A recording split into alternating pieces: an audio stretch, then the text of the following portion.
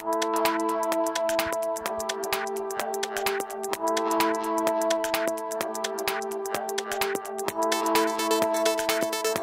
evening, everyone. Thank you for coming tonight. We really appreciate it. My name is Jeff Longo, and I am the Student Assistance Coordinator at the senior high school.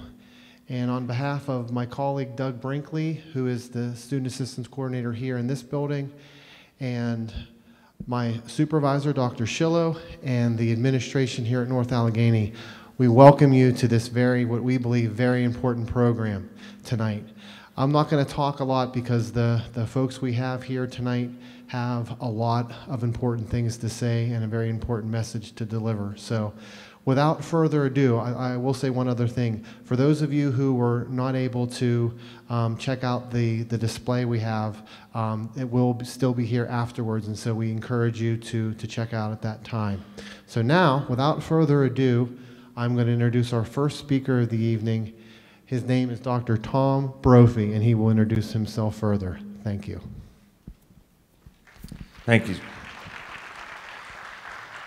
Hi, everybody. Thanks for coming. My name's Tom Brophy, and I'm a physician. I'm board certified in emergency medicine and addiction medicine. So I'm going to start off the talk here, and then afterwards I'm going to bring up a very dear friend of mine, Michele Schwartzmeyer. She works in healthcare also. She works at Allegheny General Hospital, and she's going to deliver a very different but very important piece. So we're going to talk about all of these things, but the way that I typically structure these is I start talking about opioids and how they affect the brain, because I think that helps people have a good understanding of how other drugs sort of can go down the same pathway, and they are affecting similar parts of the brain. So we're going to start off with that. A little more information about me. I am a local guy. I went to Shaler High School, actually. I graduated in '97. I did my internship and residency right here in Pennsylvania, and I work locally. I split my time still. I do about 50% of my time in the emergency departments and 50% of my time working in addiction treatment facilities. So, professionally, I'm in the trenches with this stuff, with all aspects related to addiction medicine. And on top of that, personally, my brother went all the way down that dark rabbit hole of addiction to the point that he was shooting heroin into his neck. So I also got that personal experience, and I think that's what gives me that unique perspective. So I want to start with this question, and this is the same question that I start when I talked to the students earlier today. And it's a conversation that happens a lot around dinner tables, amongst groups of friends, and you hear a lot about it on television. The question is addiction a choice or is it a disease? And I usually get about 50-50 response, meaning like 50% of the kids think it's a disease and 50% think it's a choice. And I won't pull the audience here, we're all adults, but I want you to internally log your answer to that question. Do you think that addiction is a disease, or do you think that it's a choice? And then we'll come back to that after we go through some of this information. These are opioids. You've heard of many of these, and at the top you see things like codeine, hydrocodone, oxycodone. Those are the oral opioids. Many of you have probably taken these after you had, a tooth repaired or a root canal. Maybe you had surgery, and after your knee replacement, the doctor gave you oxycodone with acetaminophen, which is Percocet. But these are the oral opioids, and they're your lower potency opioids. Moving down this list, you get into some of the more potent things like morphine, Demerol, Dilaudid. These are medications that I give in the emergency department every shift. They're very commonly used in medicine. Then you get down here to things like fentanyl and carfentanyl. Fentanyl we also use in medicine quite a bit, but fentanyl and carfentanyl, they get a lot of the attention from the media because they're very potent. They cause deaths. We're seeing a huge influx. In fact, in the last 6 months, I've seen pure heroin only 3 times in our addiction treatment facility. The other thousands of times, it's fentanyl. And we'll talk a little bit about why. Most of the opioids on this list, about 80% of them, come from this plant. It's kind of a beautiful tropical plant, purple flower, that green bulb in the middle, and out of that green bulb you get this white glue-like substance which can be dried out and turned into opium. And this stuff has been around for centuries. There's evidence in like ancient Egyptian scripture that they were using opium as a painkiller and as a sedative. You remember in middle school hearing about Chinese railroad workers and opium dens. Stuff has really been around for a long time. But what I want you to note is that while 80% of these opioids come from that plant, fentanyl and carfentanil and a couple of others, they're synthetic opiates. You don't need the plant to make them. You can make them in the lab. So it's not as simple as, just shutting down the smuggling and importation of the opium plant product. A good chemist can make these things, and that's why it's becoming so much more prevalent, because it's so much cheaper to get into the market. These are equivalent doses of opioids. So basically, this amount of fentanyl is as potent as that much heroin and that much carfentanil. You can see there's one little granule in that bottle. This is what makes it dangerous for healthcare workers, police officers, even teachers. When you come across this stuff, you guys hear on the news about, a drug raid where the police go in and then 6 of them are taken to the emergency department for opioid overdoses. It's because when the table gets kicked over and all that commotion happens, this stuff can get aerosolized. And about a year and a half ago, there was a police officer who had dusted off the upholstery on his Kevlar vest, and one of those little granules of carfentanil got into his nair, and he dropped like a sack of potatoes. And thankfully, they had Narcan around, so they were able to reverse it and save his life. But this is why the media loves this stuff, is because of things like that. So why do we use opioids? If I'm a physician who watched that downward spiral of my own brother, and I work in addiction treatment, so I'm well aware of how problematic opiates can be, why do we still use them? Why haven't they just banned all opioids? The truth is that they're the most powerful painkillers that we have. If you came into my emergency department and you broke your back, or even you shattered your femur, those are very painful things. I can't give you Motrin and Tylenol and expect to control that pain, right? I have to use the more powerful things like morphine and Dilaudid. I also use them for this, in addition to dulling pain, suppressing motor and respiratory function. If I have to put your shoulder back into place or your dislocated hip back into place, we use things like fentanyl. We use it in combination with things like Versed. So what about these other things, these other effects of opioids? Things like itching and pupillary constriction and constipation. Anybody who watched the Super Bowl saw the commercial for opioid-induced constipation.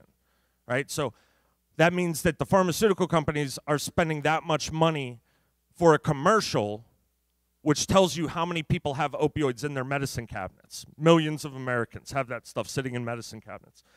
The euphoria, that's that feeling of elation.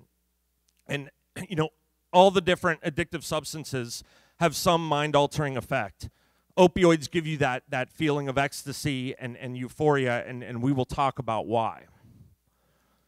This is what we call the classic opiate toxidrome, and every drug has a toxidrome. A toxidrome is a set of symptoms that help us identify if we think that drug is on board. So there is a benzotoxidrome. There's an alcohol toxidrome. This is the opiate toxidrome. Pinpoint pupils, decreased responsiveness, and decreased respirations. It's the decreased respirations that cause death. The opiates, they don't stop your heart. They stop your breathing. And you have about a 3 to 4 minute window there where your heart will continue to squeeze and pump the blood around, and all the organs at that point are surviving off of that residual oxygen that's pumping around. But you're not replacing that oxygen anymore. So after about 3 to 4 minutes, you go into multi-organ system failure, usually cardiac arrest and then death. But it's that 3 to 4 minute window where Narcan can be most effective, because as soon as you give it, that breathing will start again. If you've already lost the pulse, if you've already gone into cardiac arrest, then you have to do standard CPR. There's a lot of things in medicine that will cause decreased responsiveness and decreased respirations. An interesting story, I guess it was about a year and a half ago now. I was working in an emergency department down in West Virginia. It's a very busy place. You know, emergency departments tend to be controlled chaos, as we call it. But I'm standing at the nurse's station on a very busy day, and out of the corner of my eye, I see a nurse, and she's running down the hallway, and she's carrying a limp baby in her arm like a football tucked under her arm. And she's screaming, Dr. Brophy, I need you in the resuscitation bay. So I drop what I'm doing. I go right into the resuscitation bay. And unfortunately, you know, this is something that we have to get used to in emergency medicine. Everybody knows their role. One person's working on getting an IV. Somebody else is checking the blood sugar. Somebody else is putting the heart leads on. I'm assisting with the breathing using a bag valve mask. I'm also looking over the baby to look for what could cause this baby to have decreased responsiveness and decreased respirations. I'm going through all the things in my head, and there are dozens of them. Head trauma, sepsis, hypoglycemia, seizures, strokes. There's several things. But when I lifted that baby's eyelids, I saw pinpoint pupils. So I ordered a dose of Narcan, and the nurse, she hesitated for half a second, but she trusts me. She gave the Narcan, and the baby woke right up. Pinked up, started crying, started moving its arms and legs. So I stepped out into the hallway a short time later, and I had a talk with law enforcement, and they said, are you sure this was opioids? I'm going through my head, and I'm thinking, well, you know, there are some rare brainstem strokes that will cause pinpoint pupils. There's a couple of other rare things in medicine, but none of them get better with Narcan. So, yeah, I'm pretty sure. So he puts Mom in handcuffs, and about an hour later, Mom admitted to giving the baby a little bit of heroin. Now, I wish I could tell you that's the only baby that I've resuscitated that had opioids in it. This has happened probably 5 or 6 times in the past few years. But the question that should come to your mind after that natural human response of how disgusting and how could anybody do that, the next question that you should ask logically is, how does this woman who was, you know, in her early 30s, navigated life totally normally, no criminal record, had a husband, had other kids at home, had graduated from college, could be sitting in this auditorium right now. How did she get to a point where putting heroin into her baby was even an option? And we do this all the time with people who are struggling with addiction, right? We look and we say, how could they be so stupid? Why can't they just make better decisions? Who would ever do that in the first place? These are words that everybody has said at one point in their life whenever they look at this problem, right? We're going to talk a little bit about why that woman and why all people struggling with opioid addiction get to that point. And you can extrapolate that across other substances of abuse too. You know, people make their world revolve around that drug. And I'm going to teach you a little bit about why. That's a pinpoint pupil, and that's a pinpoint pupil.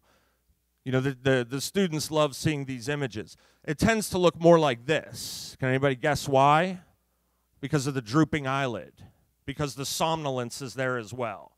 They're not as alert as this woman in the top photo. And addicts on the street know this. They'll say, they know pinpoint pupils is a sign of opioids. You'll hear them say, hey, I saw Janet, and yeah, she said she's been clean, man, but her eyes were pinned. Pinned is the slang term for pinpoint pupils. Pinpoint pupils are a strong indication that there's opiates on board. Understanding that behavior, regardless of the substance that we're talking about, it starts with this slide here. This is your brain, and this is your spinal cord, so that's what we consider your central nervous system. Can everybody see these green dots here in the center? That's where opioids are having their strongest effect. So are many of the other addictive drugs. What I want you to notice is that the main cluster is here, but you don't see many here. And this is your prefrontal cortex. So we'll come back to that in just a moment. What is this part of your brain? That's called your limbic system. Your limbic system is, you can summarize it as the caveman part of your brain. It drives you towards 4 main things: food, water, sex, and shelter. Every organism on the planet needs these things to survive. Food and water gives you nourishment. Procreation passes on your genes. And safety from your environment, from your predators. Any organism that doesn't have these things tends to not stick around very long. because they're so important for survival. How does your brain push you towards these things? By causing pleasure, reward, and happiness whenever you seek out those things. But what happens when the drug takes over or hijacks that part of your brain? We've all seen this. I mean, most of us at this point know somebody, if not a close loved one, who struggles with addiction. Well, people struggling with addiction will forego food, water, sex, and shelter. They'll become homeless. Their spouse will leave them. Their bank accounts get drained. They lose their job. All of the things that we think of as, that's counterintuitive to survival, right? They'll even pick up a needle that they know has hepatitis C on it and still put it in their arm. So how are they overriding that survival mechanism? Well, the reason is because the chemical wave that the drug is causing in that limbic system is more powerful than what you achieve naturally when you achieve these things: food, water, sex, and shelter. So their brain starts to then drive them towards that activity above these more important activities. The other thing to note, though, is the drugs are not affecting the prefrontal cortex, and this is all substances of abuse. What this also means is that you can't sit somebody down who's struggling with addiction and have that coming to Jesus talk with them. You can't sit them down and talk them into better behavior. I tried this probably hundreds, if not thousands of times myself growing up with my brother. You can try it in a treatment facility. And in that moment, the person who's struggling with addiction, they will use this prefrontal cortex. I guess I should explain a little bit about that. Your prefrontal cortex is what sets us apart from primates. It's the one thing that human beings have that allows us to do analytical thought. It's the one thing that allows us to measure long-term consequences versus short-term gains. Everybody that's sitting in here that's thinking like, how long is this guy going to keep talking? Where else would I rather be? Where am I going on vacation this summer? What am I going to do this weekend with my kids? You're using your prefrontal cortex, right? All your analytical thought and complex decisions come from that prefrontal cortex. Well, likewise, when you sit somebody down who's struggling with addiction, they also will use that prefrontal cortex, and they will say, I agree. I don't want to be an addict anymore. I don't want to continue doing this. But when they step out of that room, they're being driven by that limbic system. And I'm going to explain a little bit more with an actual example. So we'll do this slide first. This is the evolution of your brain, and this is an important concept before we go on to that example.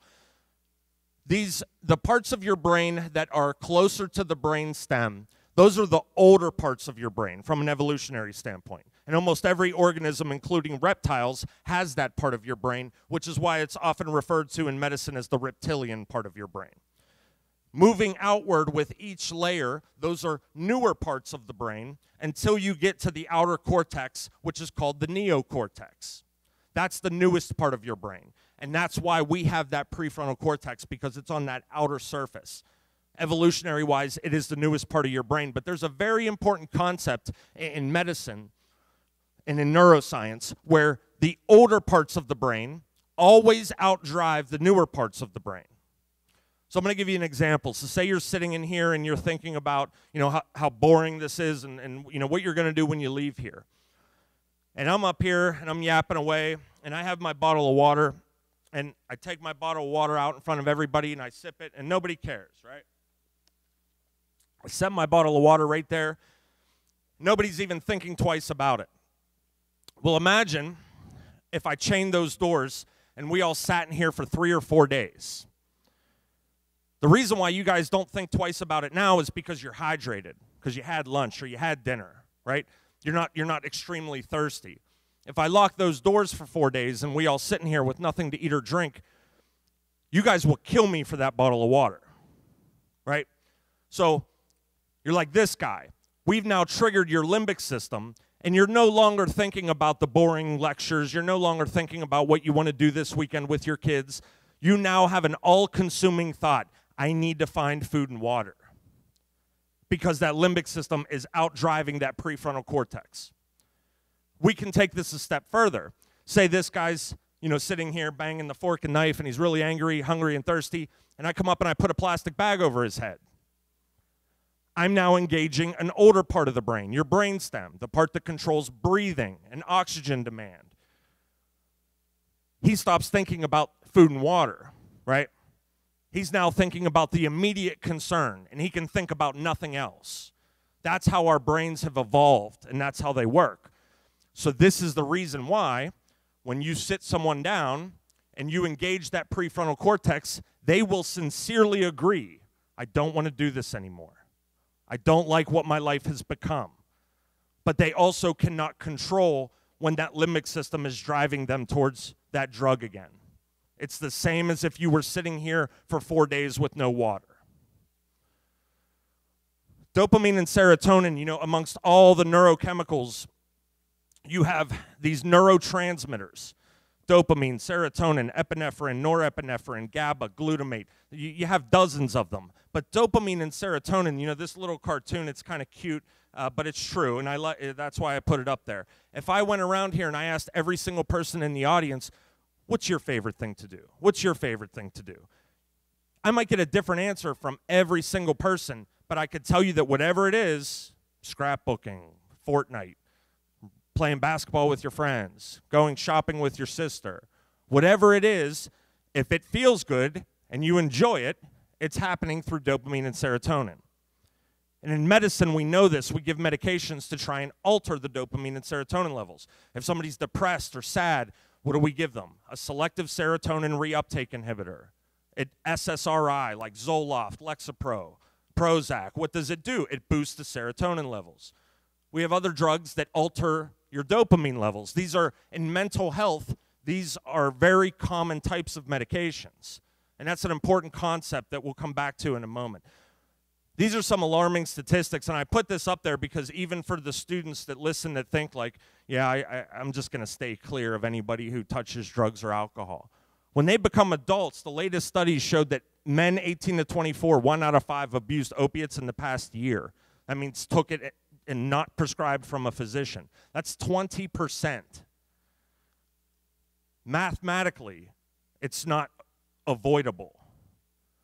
You go down and talk to the buildings and trades people, the people who at the labor unions, they'll tell you they can't even find new hires because they can't pass drug tests. It's a big, big problem. But the main one on this screen that I want you to pay attention to is this bottom one, because even when I was listening to these lectures and, before I actually went and studied this stuff, this was a misconception that I had, especially in high school. I remember this stuff. They would put up pictures of needles and spoons, and I would think, like, I don't know who that's for, but it's not for me. I would never hang out with anybody that was doing that. And I used to always think the same thing, when I would hear about somebody who overdosed on heroin. I would say, we all know how bad heroin is. Who would ever do it that first time? Who would ever do anything so foolish?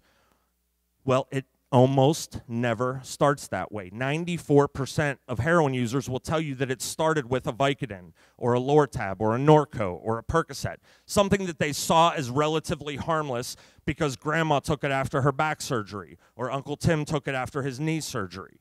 And it's in mom and dad's medicine cabinet. How bad can it be? So they start with that, and then they end up on heroin. So how does that happen? How does that progression to heroin happen? Why don't we just have a country with a Percocet epidemic? Why do we have an opioid epidemic? And this is why it's so concerning when we talk about the vaping and marijuana, which we will come to. But why does that slippery slope happen? Why do so many people progress from Vicodin and Percocet all the way to heroin? What happens because of these two reasons? On the top here, you'll see morphine, heroin, and codeine. And I know it's not super clear, but that's the molecule associated with each one of those. And from far away, at first glance, you can barely tell the difference between those three molecules. Why? Because your body is breaking them down to essentially the same thing. It's binding that same opioid receptor in your brain. There's a little carboxyl group at the top left of each molecule, and that determines potency. But this is the lowest potency. This is Tylenol with codeine, and that's heroin, and look how similar the two look. So your brain doesn't necessarily know the difference between the two. The other reason is tolerance. The best way that I can explain tolerance is an example. Say we go back to that same one. You're in a bad car accident. You come into the emergency department and you shatter your femur. Okay, and I can't give you Motrin and Tylenol, so I give you Percocet. Well, you take that Percocet the next day, and you think, wow, my pain is improved. I actually feel a little bit better. And maybe you say, you know what, I actually feel pretty good too. What opioid tolerance says is that in a few months, it's going to take 2 Percocets to have that same pain-killing effect. Fast forward 6 months, it might take 3 Percocets to have that same pain-killing effect. And we see this in medicine. We go, all right, well, it's time to change from 5 milligram Percocet to 10 milligram Percocets. Okay, those aren't working anymore. We'll go from 10 to 20. And this was something that, unfortunately, with the naivety and the misunderstanding of opioids, was happening all through the 90s and early 2000s. But where people really got into trouble is they would get to the point where 3 or 4 Percocets would give them that same effect as the first day, but they would need to take 1 Percocet just to get out of bed. And that's called functional addiction. And that's happening everywhere. I take care of nurses, doctors, lawyers, police officers, judges, because we have a very private setting where we take care of people like that. And that functional addiction, they get to that point where they can easily take 10 to 15 Percocets in one day, but if they don't take at least 3 to 4, they're sick and can't go to work. That's that progression. The progression further than that, the progression to heroin, it's not a choice that anybody wants to make. Nobody starts off on that pathway and says, man, I can't wait to be a heroin addict. They start off, and the progression is economical. It's financial.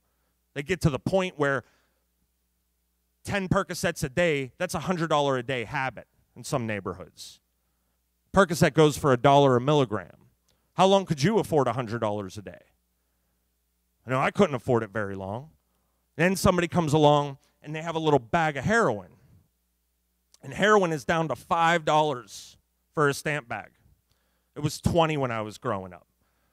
It's $5 now. Why? Because of that cheap synthetic fentanyl. So somebody comes along and says, hey, I was in the same boat as you. Here's a little $5 solution. This will last you the whole week. So that person now has to choose between $700 that week on their drug or $5. It's no wonder that so many people progress. But they still draw that line in the sand. Well, I'm not going to inject it. I'm not going to be like those dirty junkies that inject drugs. I'll just sniff a little bit of it. And that's how it starts off. But what continues to happen? Opioid tolerance. Then they need a little more. Then they need a little more. If they don't have it, they're sick. Then it progresses to the point where injecting it is the only way. So, we talked a little bit about neurochemistry and dopamine. We talked a little bit about the limbic system, but I always thought there has to be more to it, right? There has to be something that's making my brother unrecognizable. There has to be something that took that 30-year-old woman and created someone who would put heroin into their baby, right? It can't just be a limbic system and dopamine. There has to be more to it. Well, we know now that there is. We understand a concept called neuroplasticity. Has anybody ever heard of neuroplasticity? If you've ever heard of Luminosity, that online game that trains your brain to be faster at memory recall, or teaches you a sales pitch that teaches you to be better at remembering your clients' names. That's neuroplasticity. Neuroplasticity is the foundation behind practice makes perfect. Why can you get better at something? We used to think that however many neurons you had and whatever your neurons were structured like that's just who you were. You're just stuck in that's your genetics. And then there was this debate, nature versus nurture. How much of it is the genetics you're born with? How much of it is your environment? And there have been all these studies trying to sort that out. We now understand neuroplasticity, which is a total game changer. Neuroplasticity basically says that your brain is constantly changing. Even sitting here in this auditorium and listening to me, your brain is changing. It's changing based on what you experience from your environment. And I'll give an example that explains it best. These are neurons. You've seen these in movies like X-Men and Marvel Comics and Spider-Man, things like that. This is what they look like in our neuroscience textbook, okay? Neuroplasticity basically says, I'll use an example where you walk outside and the sun hits your face and you feel a warm breeze on your back. That feels good, right? We can all agree that that's a good feeling. Well, if it feels good, that means it's coming from dopamine. We now know that not only do you get that little squirt of dopamine, but there's an actual structural change. And it may be very subtle. You have billions and billions and billions of these neurons in your brain.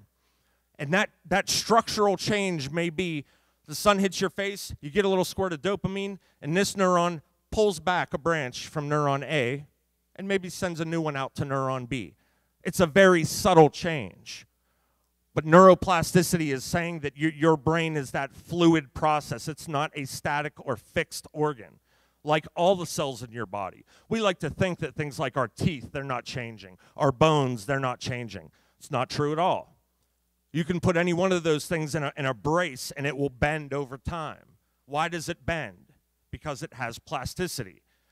And we now understand that neuroplasticity is a very real thing.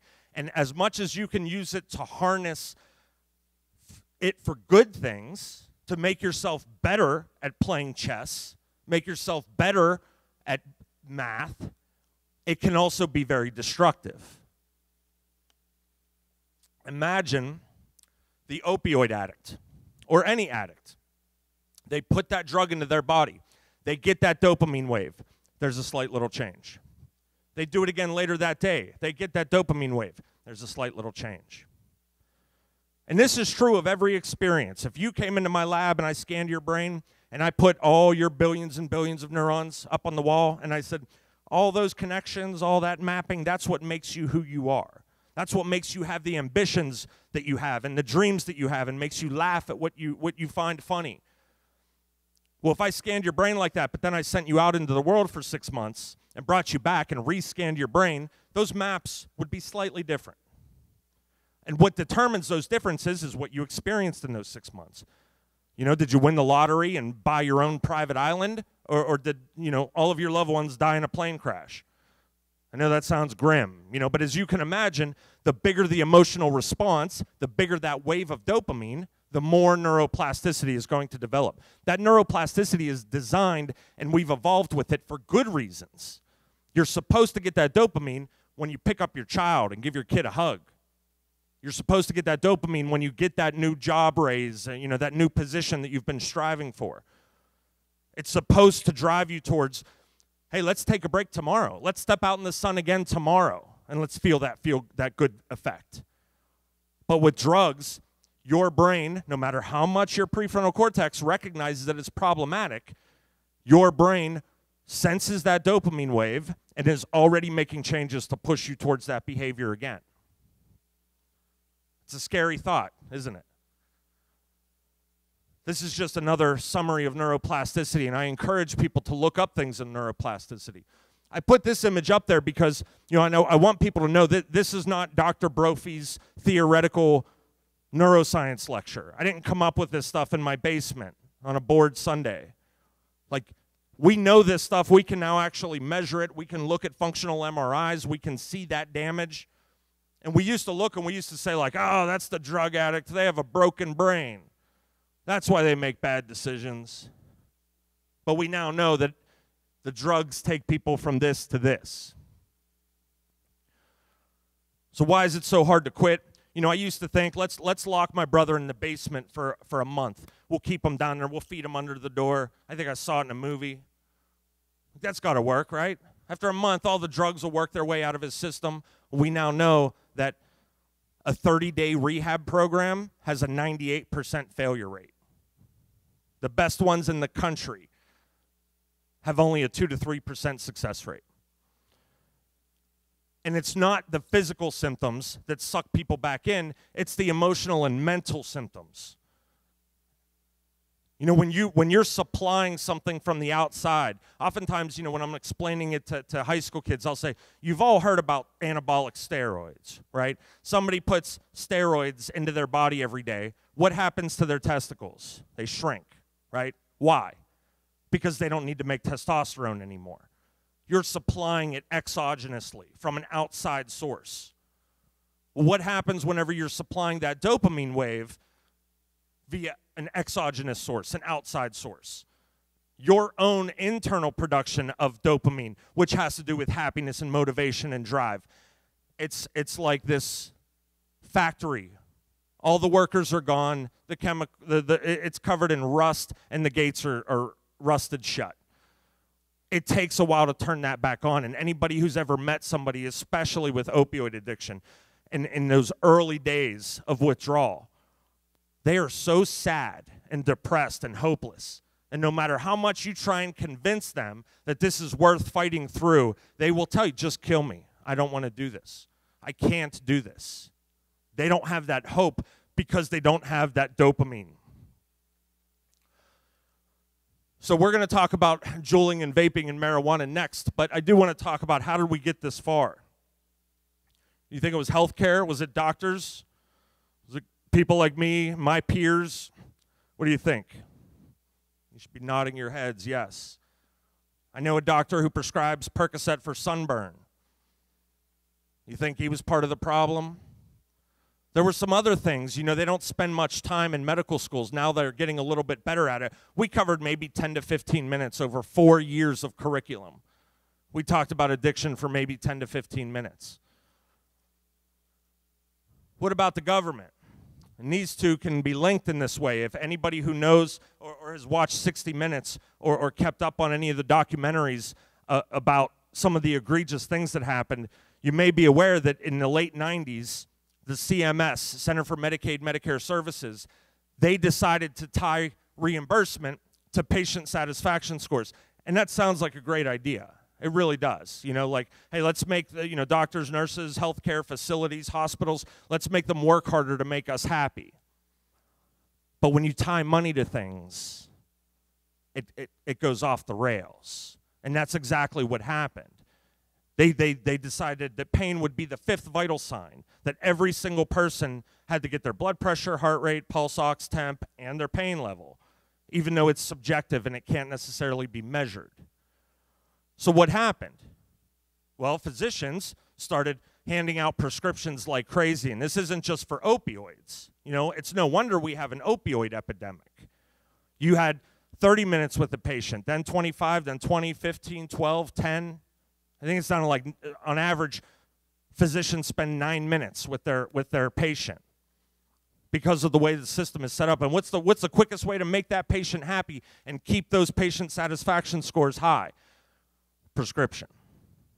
So we found ourselves with an opioid epidemic. We also found ourselves with an Adderall and Ritalin epidemic. We also found ourselves with an antidepressant epidemic, an antibiotic epidemic. You know, for every little sniffle and fart, you get a Z-Pack. Why? Because the doctor says it's viral, but no, my sister has the same thing. She got a Z-Pack and she got better. I will do Q&A at the end.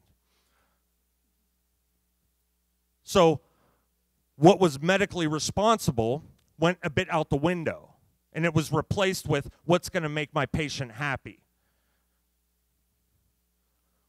What about Big Pharma? Some of you have seen like the documentaries and things, you know, where some big pharmaceutical companies were actually changing data and fudging data to make it look less addictive, marketing OxyContin to children. Capitalism, we could go on and on about that, but I do want to talk about this too. What about us as you know, residents of Wexford in the North Allegheny area? Like, are we to blame at all? I've got 3 kids at home. I don't ever want to see them hurt. I'm just as guilty as anybody else. But we all do this thing where we want that quick fix. You know, not only do we protect our kids and our family and ourselves from every little pain and emotion, but we also want a quick fix. People come into the ER all the time. Doc, my knee hurts. I don't have time for this. I got to work tomorrow. You got to give me something. Doc, my sister, you know, she's really sick and I'm really depressed and our dad just died. You got to give me something. I know I got to go to counseling. I got to go to therapy. I don't have time for that. You got to give me something. We're looking for that fast solution, that fast track to fixing it. And the truth is a lot of people, we don't want to hear the hard answer. You know, the hard answer when you come in and you say, you know, my knee hurts or my back hurts or, you know, my blood sugar's too high or my blood pressure's off the charts or I'm getting headaches. Probably 60% of the time, the answer is diet, exercise, lifestyle changes. Reduce your stress levels, get better sleep, eat better, exercise. But nobody wants to hear that. And now it's getting to the point where physicians don't even want to say it because they're afraid of you know, hurting the person's feelings. But these are things that we need to talk about if we actually want to make some progress in the right direction. So how about juuling and vaping and alcohol and all this stuff? We are seeing the vaping and the juuling and the marijuana vaping in absolute epidemic proportions right now. Every school that I go to is confiscating these things by the hundreds. And it makes sense, right? It's odorless, and it's easy to conceal in their pocket. Some of them even look like USB ports. So where do these things fit into our talk? Well, briefly, these are some concerning things that I shared with your kids earlier today, that 66% of them think it's just flavoring when they poll teens. 1/3 of them who start using e-cigarettes will eventually just smoke regular cigarettes. So it is very concerning. It's not one of those things that you should just say, they're vaping. They're kids. What's more concerning is they're seeing ads like this. Smoking is bad. It's got a bad smell and all these deaths. But vaping is nice. It has no smell and millions of flavors. They see these all over the internet. They see them, you know, in stores they walk into. Cigarettes are bad. They've got tar and thousands of chemicals and they stink. But vapes, we'll put that in green because they're nice. They don't stink. But they don't tell you about things like this. They don't tell you about the chemical carcinogens that are in these products to atomize that molecule and get it to where it can cross the alveolar surface of your lung. These are the important chemicals that are in the majority of these vapes. These are also all carcinogens. So a kid might say, well, at least I'm not getting lung cancer, you know, because I don't smoke, I just vape. Okay, fair enough, you're getting lip and esophageal cancer. You want a high five over that? So why don't they have to tell you this stuff? Because vaping, juuling, e-cigs, blue, all those things, they are not regulated by the FDA. Legally, the FDA can't do anything about it. They keep pushing it back of when the FDA is going to step in. It was 2015, then 2018. I think it's at the 2022 now of when they're actually going to regulate them by the FDA. But we're talking about addictive substances, right? What's this? This is a neuron where one neuron ends and the other neuron picks up that signal. That's called the synapse. And that's where the electrical signal stops and the chemical signal begins, and then the electrical signal continues. What do you see here? You see nicotine receptors. You see dopamine. Sound familiar? It's what we've been talking about. It's the dopamine that's responsible for driving addictive behaviors, and it's working in the limbic system. So these things do progress, and they do become problematic as time goes on. These are some other concerning things on recent studies with vaping and juuling. Less neurons in the prefrontal cortex with teenagers who vape. Your prefrontal cortex, you'll remember, that's the part of your brain that makes you smart, that makes you actually think analytically. So they're actually showing brain damage. It also will push you towards being a type 2 diabetic, as well as if the carcinogens are not concerning enough. Juuling, this one, the popular one, the USB ports, it has double the nicotine of all the other ones, and they've converted that nicotine from a nicotine base to a nicotine salt to get it into your brain more aggressively, as if the other ones just weren't doing a good enough job. They also market it specifically to kids. If you don't believe me, go on YouTube and look up juuling And you'll see all these bright colors and young people in fashionable clothes, and you can tell immediately that it's marketed for teenagers. They know where their money's coming from, and it's from your kids. These are just completely alarming facts, but this is all from the National Institute on Drug Abuse, NIDA is the name of the website, and 10% of 8th graders have vaped. 30% have drank alcohol. How about high school seniors? They should be educated by that point, right? 50% of them think that trying crack cocaine, as long as you only try it once, is okay. I've seen 30 cases of crack cocaine use in the North Hills area in the past week. Crack cocaine is making a massive comeback. Why? Because the dealers, they know that police officers, like Officer Metzger, are handing out harsh penalties for opioids. So they're shifting. Okay, we'll be done with opioids, and we'll focus on crystal meth. We'll focus on crack cocaine. We'll make our money where there's a little bit less danger for ourselves, not danger for the consumer. 40% think trying heroin is harmless. That's why we're here educating the kids to make sure that your kids, when they get to be a senior, are smarter than that. Is marijuana a gateway drug? This is a question that comes up every time, whether I'm talking to 5th graders or 12th graders or college kids. We know some very concerning things about marijuana. It is true that the point of view of the medical profession when it comes to medical marijuana is ever evolving and changing, as it should, as we get more information. But there are some really alarming statistics, and I told the kids today, if I drew a line down the middle of this auditorium and I put all the marijuana smokers on this side, and I put all the non-marijuana smokers on this side of the room, we'll have significantly more lifelong addicts, overdose deaths, poverty. Basically, most of the bad outcomes that we look at will come from, there will be significantly more on this side of the room versus the other side of the room. And this data has been available for quite some time, which is what prompted that question of is it a gateway drug? And why they would call it a gateway drug. Because they made the assumption that it must be the marijuana that leads to those other drugs. We now have a little bit better understanding. It's not the marijuana that's leading to the harder drugs, but you're dealing with a group of kids that are risk takers, group of kids that are not afraid to take a mind-altering substance and experiment with that mind-altering substance. You're dealing with kids that are more likely to be affected by peer pressure.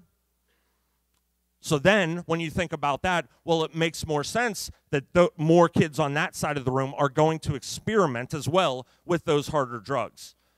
And in a sense, can it be a gateway drug? Every time you go to McDonald's for a Big Mac, don't you sometimes end up with fries and a Coke? Well, the same sort of thing happens when kids go to buy drugs. They go and they say, oh, hey, I'd like that bag of marijuana. Hey, man, I got some Xanax I'm trying to get rid of. I'll give it to you cheap. Hey, I got some perks. Nobody wants to buy these. I'll give them to you for $10. And so what wouldn't have been a problem otherwise then gets introduced into that child's life, right? So I want to bring it back to this, and then I want to bring Michele up here to talk to you guys. But, is it a disease? Is it a choice? The truth is, not to be patronizing or treat it like a silly subject, but it's both. And when you ask a room of healthcare professionals, they'll say it's abnormal neurochemistry, it's abnormal neurophysiology. That's the definition of a disease. But when you ask a room of people struggling with addiction, they'll say, I just make bad choices, man. I don't know why. I just keep making bad choices. And they're not aware of that neurophysiology. Maybe some of them are, most of them aren't. But also importantly, look at this guy. We all know that guy, right? That was my dad before he died. But we all know that smoking like that leads to scarred up lungs. Well, what about when this guy comes into the emergency department? He's like, oh, Doc, I can't breathe. You got to give me some. You got to help me. You think I pulled the oxygen away? I'm like, no. We told you cigarettes were bad. Of course I don't do that, right? What about this guy? He eats 8 Big Macs a day. When we're screening him to do a coronary stent in the cath lab, do you think one of those questions is, when was the last time you had fast food? Yesterday. No way, man. You don't get a stent. Of course not, right? I certainly wouldn't be a physician if that's how I treated people, at least hopefully not. Yet, what's the difference? This is a choice that led to diseased lungs, and then additional choices which led to more disease in the lungs. This is a choice that leads to obesity and clogged arteries, followed by more choices which lead to obesity and clogged arteries. But we treat these two way different than we treat that one, don't we? We need to really open our minds and educate not just ourselves but our kids on this topic. And that's why I focus on prevention education, because treatment statistics are very poor. I wish I could bring you better news, but it's very difficult. There is hope in recovery. There is getting people out of that cycle of addiction, but it is not easy. It's very, very hard. We are much better off with prevention education. And speaking of how we treat people that are struggling with addiction, I want to bring up my very good friend Michele, and she's going to tell you about someone very important. And then we'll do Q&A after that. Thank you very much for all of your attention.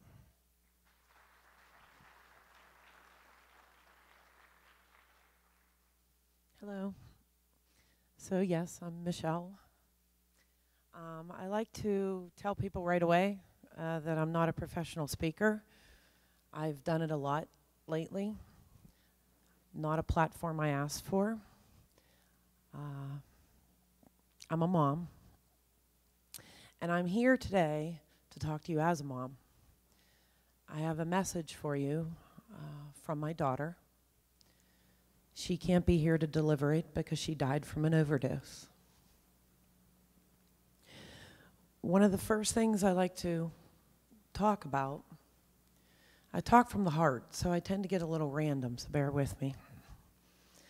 One of the things that always grabs me are the statistics everybody talks about. And you see it in the media everywhere now, and they're going to tell you how 72,000 people died from an overdose last year.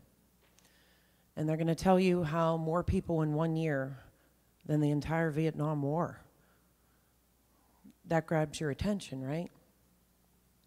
But I feel like part of my job is to bring it down to a personal level and start talking about different numbers. I think about the number 20 because my daughter was only 20 years old.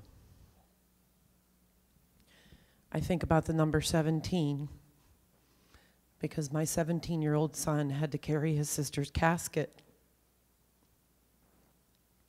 I think about the number 5 because my daughter lived for 5 days in the hospital I work in the room I've watched so many other patients come in and out of.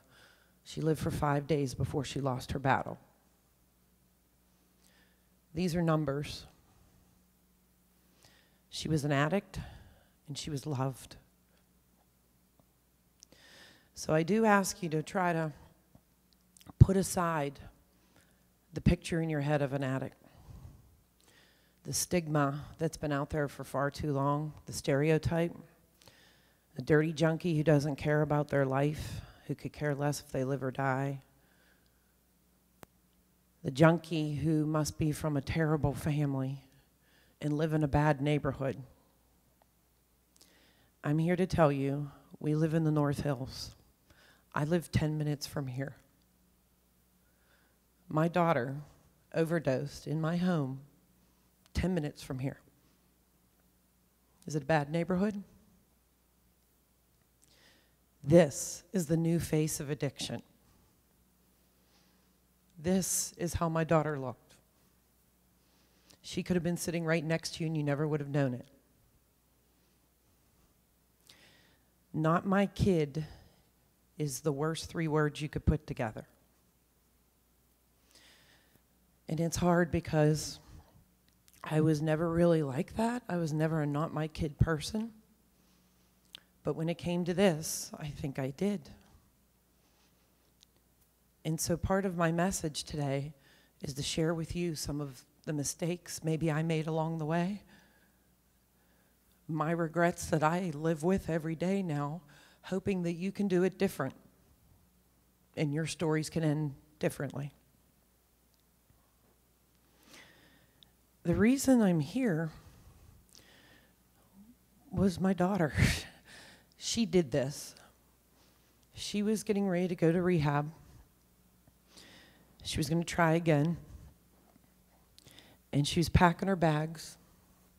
And she had seen an obituary from somebody who had died from addiction. And she was very open, very outspoken, never a quiet kid. And at this point, she was very honest with me about her addiction. And she said, if something happened to me, would you do that? Would you be honest in an obituary? Would you tell them the truth? Tough conversation with your daughter, right? Especially at a time when she was so full of hope and so excited about trying again and getting her life straight. But that was my Casey. Very open. I said, is that something you would really want me to do? And she said, yes. She said, I don't feel so alone when I read an obituary like this. Maybe it would help just one person. Tell them my story. She said, don't say suddenly. Don't say suddenly. I made a promise to her that day that I would put aside the shame and the judgment that the family could get. God forbid if it ever happened. And about a week later, the worst did happen. She overdosed in the room where she grew up playing with her little brother, and that her and I were doing stupid Snapchats together a couple days before. After she died, it was time for me to write that obituary. This was a promise I had to keep. It wound up turning into her legacy. We had never imagined with our conversation what would happen. She said maybe it could help just one person. Her obituary went viral. Before I knew it, media's calling. I'm getting messages through Facebook from around the country, then from around the world, from people who saw stories about my daughter, who read her obituary. And suddenly, this 20-year-old girl from Pittsburgh, this North Hills graduate, who struggled so badly and thought her life at times was worth nothing, suddenly people were listening. We were devastated. She'll always be special to me, but I do tell people, I'm like, she was no more special than the other 72,000 people who died. So I find myself racking my brain saying, why? Why did all this happen? Why was Casey on the cover of People magazine? And it's just because people connected to a story, because so many people have been touched by this. So many people in some form have lost someone they love, or they have someone struggling, and maybe it's them. I got messages from parents asking, what can I do different? I got messages from addicts who said, I have Casey's obituary in my pocket and it keeps me going another day. Help just one person. It went so far, even my son, in typical teenage boy fashion, texted me when I was out shopping the one day and literally says, the White House just called. You should probably call them back. I made them wait a day, and then I called. They said, this is the Office of National Drug Control Policy. And we're calling to tell you that Casey's stories reached the White House and we're listening. Wow, right? My daughter had to die for somebody to listen. And I think now, and I truly believe this in my heart, that no call from the White House is more important than you listening to me here. This is my neighborhood. These are all our kids. Casey looked just like your kids. She was a North Hills cheerleader, a black belt in Taekwondo, competitive dancer, great sense of humor, loves Steeler football, pierogies, and way too much ranch dressing on everything. And she's gone. Casey started young. She was 13, 14. We caught her steal a beer at a slumber party, right? We did the typical mom and dad things, and we grounded her, and we took her cell phone. And that's where I said maybe I had a little bit of that not my kid in me, because I did. I think in the back of my mind, I thought they're teenagers. We were all teens once. We all did stupid things, right? We all maybe pushed it a little. Maybe I didn't take it serious enough. Maybe. I never imagined it would escalate into pills, then heroin, then death within a few short years. She stole a beer at a slumber party. I've told your kids, when I spoke earlier, that Casey, between 13 and 14, she had multiple text messages, and I've seen them. And she had someone very close to her who she trusted, who she was talking to, and she talked about having a few beers and that she was smoking weed. She was only 13 and 14. And he kept saying, Casey, I got these pills. You got to try these. This is so much better. Don't be a baby. And you know what Casey's response was? What's wrong with you? I don't want to die. I'm just having fun. And she said that multiple times. I'm just having fun. I'm never going to do anything like that. She didn't plan on this. No addict has ever planned on being an addict. No parent has ever planned on raising one. It escalated. I do think in those teenage years especially, they're really in kind of this perfect storm. They have that peer pressure at school. They're already stressed out. They have someone like Casey did maybe, offering them something that makes them feel good, using that as a coping mechanism. My daughter just had her wisdom teeth out, got that taste of Vicodin. So some kids maybe will try it and maybe be okay. Maybe. It's a big maybe though, right? It's like Russian roulette. Because Casey's the perfect example of a kid where addiction grabbed her and she couldn't get out. By the time she was honest with me, she was in so deep. She was going through withdrawal, which is the most painful thing in the world to watch your child go through. I tell kids, Casey lost a big piece of her life long before she died. She couldn't go to dances and things at school that easily, right? Because she'd go through withdrawal if she didn't have the drugs. She wasn't getting high anymore. She was trying to be normal. She was trying to function. And as she got older, she had a job. You know, when Casey died, a local police chief had reached out to myself and my husband. And he said, I just had to tell you. He said, I saw her name go across my desk from a newspaper article. He said, and I didn't catch it at first. He said, but when I saw her picture, I thought, that's my Casey. And I didn't know what he was talking about because we had never met this police chief before. We did not know him. He said, "That's my Casey." He said, "I go to the same restaurant 3 times a week, and I request her as my waitress every time."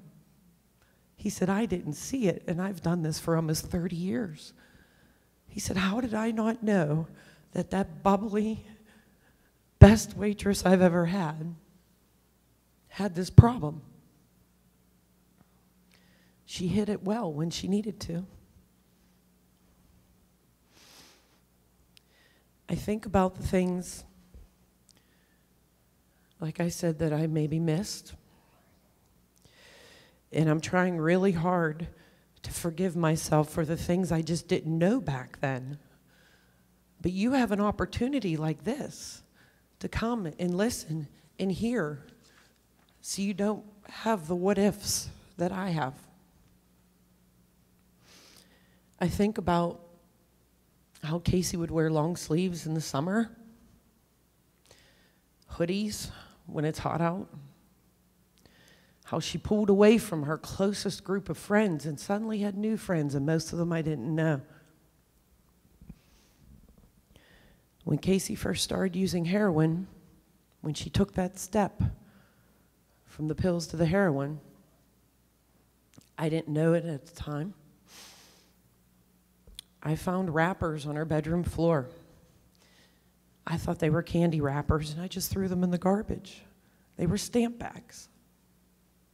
Please walk out of here and Google a picture of a stamp bag if you've never seen one. You don't think you're ever going to need to know? Neither did I. I didn't know I needed to know that.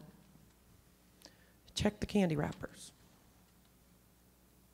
You know your kids. Casey was Facebook crazy, loved it.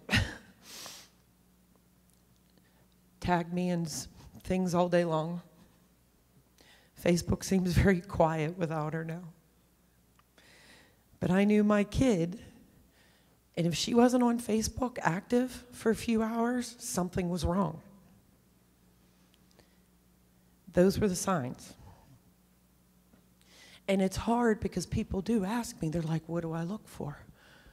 And especially if we're talking about teenagers, they're already emotional. They're already isolating and locking themselves in their room with their Xbox and slamming the door and getting mad at you. Normal teenage behavior, right? So you have to be your own little private detective and make sure there's no other pieces missing that maybe you didn't catch. I'm all about it takes a village. I really believe that the chances are you're going to know what your neighbor's kids are doing before the parents do. If you see something, say something. It could save a life. I had somebody reach out to me one time, one person, who said, "I think I saw Casey taking pills." And we were friends. But we weren't that close to the point where she was terrified to call me. She was afraid I was going to be mad. And I wasn't. Not at all. I thanked her for trying to warn me. And she is the one who got me looking twice at the candy wrappers. So what brought me here? My daughter. But I think everything happens for a reason. That was our favorite saying, actually. Her favorite word was hope, and her favorite saying was everything happens for a reason. I will never accept that my daughter had to die for a reason. I don't think I'll ever get to that point. But everything that's happened since she died, that's for a reason. There's a reason I was brought to you. There's a reason that a 20-year-old girl saw the bigger picture and felt that through her death, maybe it could reach somebody else. She wants you to know that there's hope. It's not a death sentence. People do recover, but it's hard. So that's why we're talking to the kids. I mean, I talk at inpatient rehabs, and I've talked other places too, but the kids, this is the most important. Stop it before it starts. Not a day went by that my daughter did not regret that first bad choice. She always said, if I could go back and do it again. We get them now. You know, when I talk to the kids a lot of times, I tell them the truth that there's been a lot of really noble efforts, a lot of great efforts against drugs in the schools over the years, right? We told them, just say no. Just say no. Okay, well, easier said than done, first of all. Come on, we were all teenagers, that peer pressure. And did we really tell them the whole story? We might have said, you could die. Did we show them a picture of someone who looks just like them, who didn't plan on going down this path either? Did we tell them about the devastation in their life that will happen even if they don't die? Did we tell them? Just say no. When they're sitting there with their friends, not so easy to do. Another thing I tell people, if your kids, your grandkids, anybody, give them an out. Talk to them. There's something that's happening now. It's becoming a big thing from what I understand. It's a text. You set up a secret word text. If my son sends me that secret word, I know he's in a bad situation, needs to get out. I send him a message. You need to come home now. Whatever reason, you make it up, have it prepared. Then he could turn to his friends and say, oh, my mom, she's making me go home. Give them an out. Blame us all you want. That's fine. Just come home safe. I hear a lot of parents are having a lot of success with that with their kids. It's not, then they don't have to just say no. Little white lie to save a life? Okay. The DARE program's a wonderful program, but it didn't work for everybody, or else we wouldn't have an epidemic and I wouldn't be standing here with my daughter's picture. I have a picture of her with her Hugs Not Drugs t-shirt on and holding a DARE bear. They taught her. They taught her what to look for. They told her what not to do. But what's more powerful? Her group of friends? And then when she tried it, that good feeling she had at first? She was just having fun, she said. I promise you, when she was going through withdrawal and in and out of rehab and dying in the hospital, she was not having fun anymore. It's wiping out a generation. So why am I here with this sad story, right? Because I think emotion can be a powerful tool, and you use whatever you have to fight this. And if you go home and you talk to your kids openly, honestly, if you watch your neighbor's kids a little more closely, if you judge addiction a little differently, if any one of you does that, then tonight's worth it. And that's what will keep bringing me back to the next person who calls and says, hey, come talk. I always worry, you know, am I going to find the right words? I'm never sure. But I do think we all need to stick together. I think your kids were listening today. I think we touched them. It's amazing to me, after I speak at schools a lot, how many of them will come up and talk privately, or they'll find me on Facebook Messenger before I'm out of the parking lot, and they're sending me messages. And yes, they're 13 years old saying, I'm doing drugs. My friends are doing drugs. I'm scared to talk to my parents. What do I do? These are 13-year-olds. They're not too young for this conversation. Mine wasn't. All I could say is we are all in this together. Please, a little more tolerance, a little more understanding, a little less judgment towards the addicts, because you have no idea when it could be somebody you love. So take this message and use it for the good. 72,000 people and my daughter do not have to die in vain if something good comes out of this. I think we're at some point here, we're going to have some questions and answers session. If you do have questions for me, you can ask. It's okay. I'm just telling you now.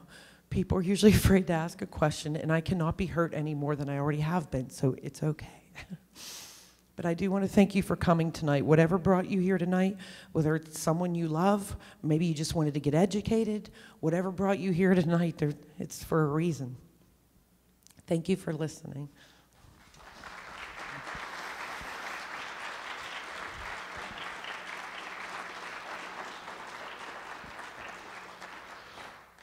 So with the time we have remaining, I do know that there is some folks who may want to privately ask questions, but I do want to give at least a few moments. If someone has a question they'd like to ask, let's take a couple moments to do that.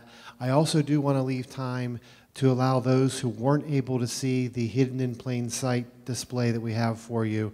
I think it's very worthwhile. I'm not sure if Emily from the Allegheny Intermediate Unit is going to want to say a couple words, but at least we have a couple minutes at least for some Q&A here. Does anyone have a question they'd like to ask?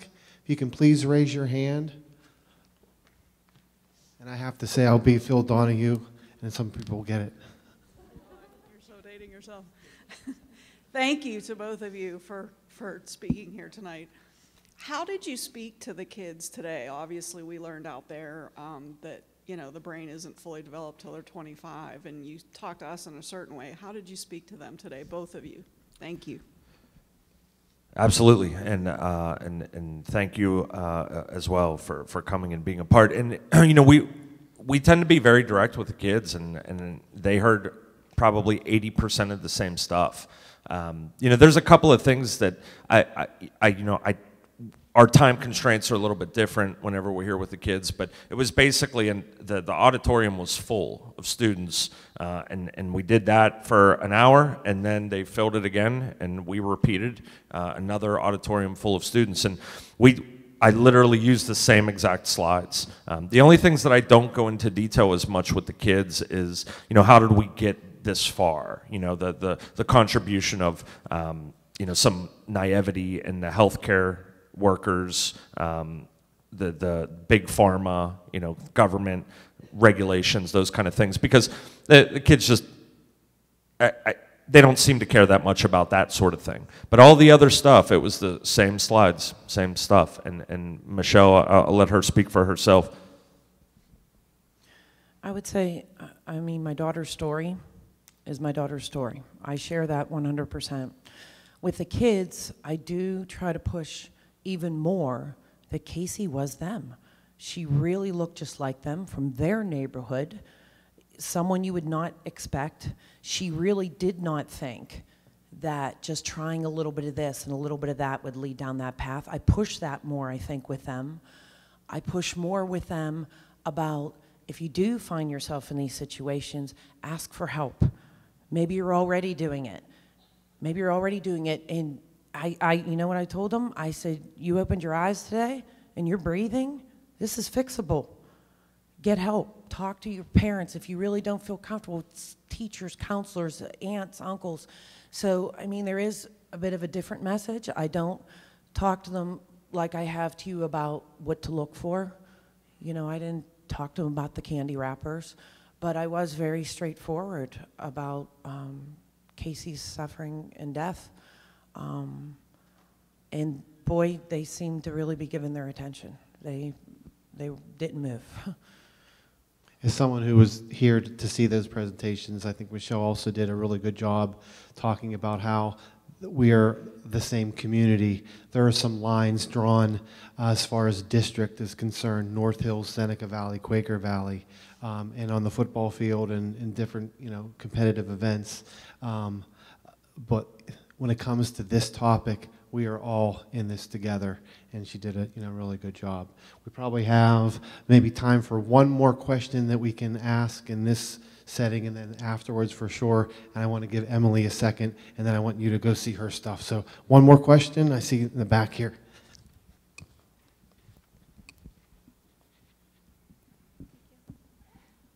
I read in paper or the email today that you guys did the assembly for 9th and 10th graders, and we're trying to push prevention. Is there any thought to targeting younger students? So through your presentation, you keep mentioning 13, 13, 13. Well, my son's 12 and in 6th grade, and I personally think this would be very moving for younger kids. So I didn't know if there was a reason why we're targeting older kids.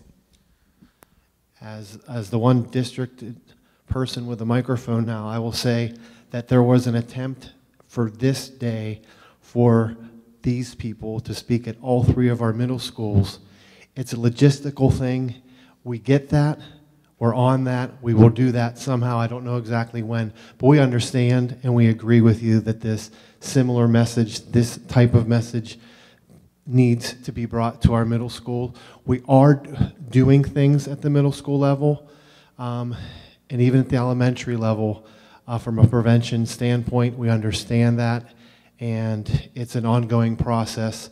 I will say, you know, with the administration in the room, that they take it seriously, they support it, and give your ideas and keep, you know, let's keep talking about it, because we do need to do more, and we're trying to do everything we can. I'm gonna let Emily Lyons speak. She is the person who brought us the Hidden in Plain Sight display here tonight. She's going to talk just for a couple minutes about what she has brought, encourage you to come see that before you leave. And then I'll say one other thing before I'll let her kind of just finish, and then we'll be done for the evening. Everyone got, or if you didn't, please do pick up a handout. There's an evaluation that we really would appreciate you to complete online. So there's a QR code, and there's I just made a quick, easy way to get to our evaluation form electronically. If you could please fill that out for our benefit as a school district, for Dr. Brophy, and you know, there's always room for improvement and things that we can do differently and things that you appreciated about tonight. So what I'm trying to say is your feedback is very important. If you can do that, you know, sometime in the near future, we greatly appreciate it. So I'm going to give the microphone to Emily Lyons. Thanks, Jeff. You guys were great tonight. I've been doing Hidden in Plain Sight for about 1.5 years now, and I've been to a number of presentations, and it's just the same. And you guys, but you nailed it. I mean, like, it's just so true, everything you're saying, and thank you. You mentioned stamp bags. I made these with my 8-year-old daughter a couple years ago. These are fake, but that is true. It's not somebody being crafty. I think I mentioned that to you guys before, and there's other stuff you can see up there. I couldn't possibly have everything that they will do, but it's like what they were saying, like, know your kid, know the signs. I've had parents tell me who've also lost kids, like a kid, if they're using and their lips are moving, they're lying to you. So it's not that there's not good kids out there. There are, and they're not using, but if they are into this stuff and you ask them, they're not gonna tell you the truth. So that's when you need to know what it looks like, how to look for it. I forgot to mention before, and we can talk more when you guys look at this stuff, but I don't want to forget to say, if you have cleaning ladies or cleaning staff in your house, tell them to tell you if they find something. They don't want to get in trouble, and they don't want to get fired, but they find stuff. So mental note on that. And the other thing is, talk to your kids. Your kids do want to have a strategy. They do want your guidance, and it only takes 5 minutes, maybe less, to tell them how dangerous this stuff is, how it's candy, pills, you name it, the vaping. We don't know what's in it. It's not nicotine. It's not just marijuana. You know, they pass around the stuff, and you really don't know what's in it. They need a strategy, like she was saying, to be able to get out of it. I've heard that. That's a really good strategy for the parents to make up the excuse. But then talk to them how dangerous it is. The drug dealers have no reason to buy or to be selling them. If you say to the drug dealer, I want heroin, he's going to tell you it's heroin. It might be fentanyl. There's no reason to know what's in it. Even if you're getting it from your friend, why would he know what's in it? The drug doses change constantly. They mix it with stuff. They want to make a few extra bucks. That, you really are playing, I use that word too, Russian roulette. And that takes 5 minutes to tell your kids that. They're not thinking along those lines. So the #1 deterrent for kids for starting is parents talking to their kids. So it's not that big of a commitment. It only takes a few minutes. There's something else. I could talk forever, so just stop by on your way out. And, I will say this too, that display up there, this is a really good turnout tonight. But of course, I always feel like there should be more people here because this is really happening. The people that come are you guys, you're probably already engaged and plugged in a little bit, but some of the parents in the community are the ones that would never come to something like this. How do you get them? Well, first, you guys got to talk to the other parents. Know your kids, know their friends, and talk to their parents. It's got to spread like a virus among the parents to push back. There's peer pressure among the kids. The parents have got to pressure the other parents to get on top of this. And one way we've done it in Quaker Valley is we'll set up Hidden in Plain Sight during parent-teacher conferences. And parents come that would never come to this. But it takes a lot of manpower, and we get volunteers of parents standing in front of it. So they get to know it. So I'm just offering that up. If you guys don't want it to get a parent group together to talk in front of this, that display back there, someone would have to kind of own it and make sure, because it can't be left alone. But we are at Quaker Valley, we're not that far from you guys. And you will get parents, you only need 5 minutes of their time, show them some of this stuff. They get scared, because they should be scared. Because it is scary. And then they go home and talk to their kids. And these are the parents that, I'm sorry, they just won't come to something like this. They're too busy, right? So anyway, just some ideas. Thank you. You know, I just wanted to say a couple things real quick in response to the question that came back there. We do it for all grade levels. And in most of the schools, I've done probably 50 schools in the past 2 years. Most of the schools do, ask us back and try and logistically plan around it.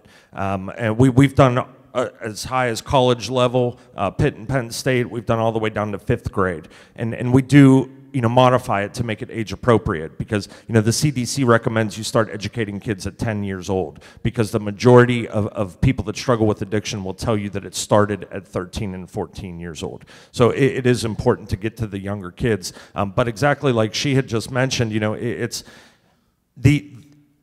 like economics, supply and demand. What you guys are demanding then gets supplied, and then when you do get big turnouts and you do get a lot of feedback and engagement, then those schools get more excited about having other events like that. So, getting people, to come and embrace it and keep the discussion going because that's what this is all intended to do, is open up that discussion at home.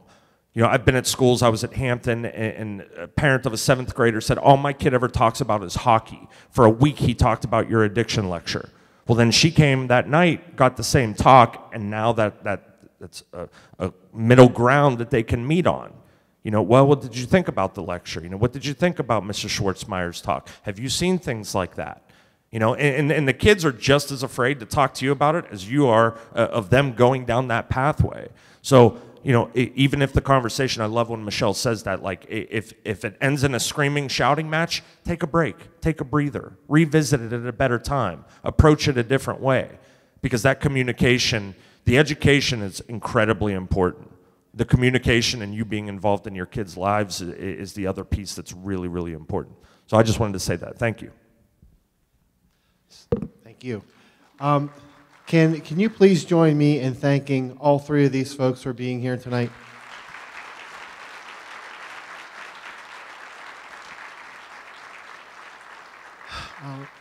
In addition to all the administration that is here, I also want to give a shout out and a thank you to Dave Morris and the NATV crew, and also remind you that this was filmed tonight, and it will be on our website in the near future. So any parents who you think should have been here or could use this information or whatever, it will be on our website. We feel that's very important.